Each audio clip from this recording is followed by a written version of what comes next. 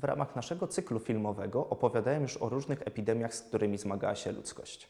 Dziś przyjrzymy się, jak walczono z zarazą na dawnych ziemiach Polski, w skład których wchodziły wówczas obszary dzisiejszej Białorusi, Litwy oraz zachodniej Ukrainy.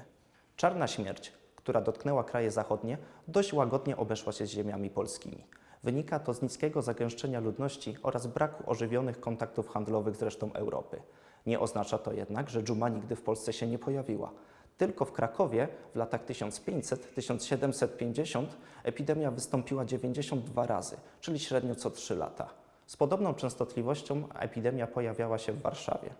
Epidemia niemal zawsze wiąże się z paraliżem władzy państwowej. Zawieszeniu ulegała działalność sądów i trybunałów. Odkładano w czasie nawet wydarzenia o charakterze państwowym, jak na przykład pogrzeb członka rodziny królewskiej. Jakie były metody walki z dżumą? Przede wszystkim po ogłoszeniu epidemii dochodziło do ucieczki zdrowej części ludności na bezpieczne tereny, gdzie starano się przeczekać ten ciężki okres. Przykładowo, niektórzy bogaci mieszkańcy Poznania po zarazie w 1709 roku powrócili do rodzimego miasta dopiero po 2 latach od zakończenia pandemii. Praktyki te przyczyniały się do rozprzestrzeniania się choroby na coraz to nowe obszary. W miastach dotkniętych epidemią władzę przejmował tzw. burmistrz powietrzny. Palono domy i rzeczy osób zmarłych w wyniku choroby. Za kradzież dobytku ofiary dżumy groziła kara śmierci.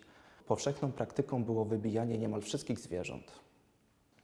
Czas epidemii to wzrost niepokojów i napięć społecznych, a także rozwój czegoś, co dziś określilibyśmy mianem teorii spiskowych. Oskarżano medyków i aptekarzy o czerpanie zysków z zarazy poprzez sprzedaż drogich i nieskutecznych leków. O roznoszenie dżumy podejrzewano grabarzy.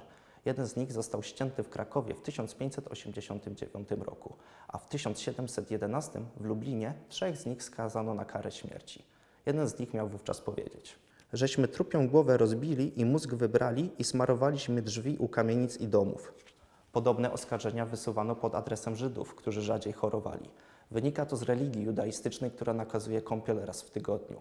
Wyższy poziom higieny przekładał się na wzrost odporności. W czasach nowożytnych dżuma niemal zawsze wiąże się z wojnami, które niosły ze sobą chaos administracyjny i migrację ludności. Zaraza przyczyniła się do podpisania rozejmu pomiędzy Rzeczą Pospolitą a Szwecją w 1629 roku, a także do śmierci 20 000 żołnierzy polskich w okresie powstania chmielnickiego. Dżuma panowała w Polsce także w okresie potopu oraz niemal przyczyniła się do klęski od Sieczy Wiedeńskiej, o czym świadczy list Jana III Sobieskiego do żony Marysieńki, w którym pisał: połowa nam prawie wojska choruje na taką chorobę, która jest zarazą podobna. Dżuma była także elementem gry politycznej. Austria i Prusy wykorzystały epidemię do ustanowienia kordonu sanitarnego na granicach z Rzeczą Pospolitą, co stanowiło preludium do pierwszego rozbioru Polski w 1772 roku.